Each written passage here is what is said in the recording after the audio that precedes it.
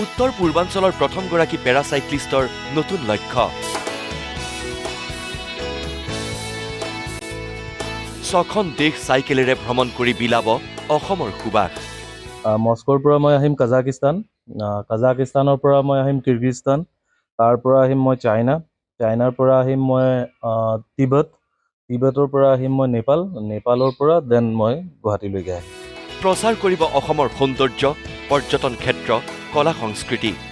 মানুহবোৰক মই এটলিষ্ট ক'ব পাৰোঁ যাতে আপোনালোক অসমত আহক, আহি আমাৰ অসমখন এক্সপ্ল'ৰ কৰক, আমাৰ অসমৰ টুৰিজিমক চাওক, আমাৰ কলা সংস্কৃতি আপোনালোকে এক্সপ্ল'ৰ কৰক। মুখ্যমন্ত্ৰীলৈ অনুৰোধ যাত্ৰাৰ শুভাৰম্ভণি কৰিবলৈ। মই ছাৰক ৰিকুৱেষ্ট কৰিছোঁ, অনাৰেবল CM ছাৰক, যাতে CM ছাৰে ফ্লেগ অফটো কৰি দিয়ে।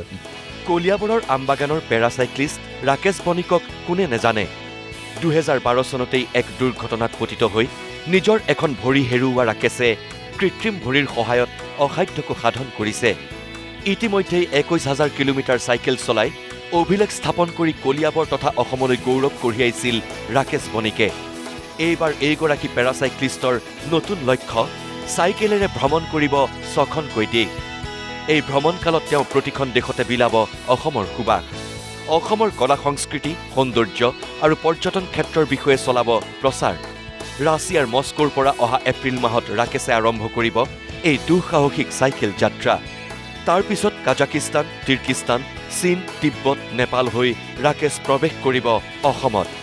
মোৰ চাইকেলৰ যোগেদি মই ভাবি আছোঁ যে মই যেতিয়া চাইকেলিং কৰোঁ বহুত মানুহে মোক চায়। চ' সেই মানুহবোৰক মই এটলিষ্ট ক'ব পাৰোঁ যাতে আপোনালোক অসমত আহক, আমাৰ কাজিৰঙাত আহক। চ' সেইবোৰ লটছ অফ মেছেজ লৈ মই তেওঁলোকৰ ওচৰত যাব বিচাৰি আছোঁ। মস্কোত 3খন বিশ্ববিদ্যালয়তো নিজৰ ভাষণেৰে অসমক চিনাকি কৰি দিব ৰাকেশে। মস্কোত 3খন ইউনিভাৰ্চিটিত মই স্পীচ কৰিম, মোৰ অসমৰ বিষয়ে মই ক'ম, যাতে তেওঁলোক ইয়াত আহে, আমাৰ ভিজিট কৰে। চ' তেনেকৈ মই ভাবিছোঁ যে নেক্সট যিবোৰ দেশ হ'ব, চ' তেনেকৈ মই সেইবোৰ এৱেৰনেছ কৰি লাষ্টলৈকে মই গুৱাহাটীলৈকে।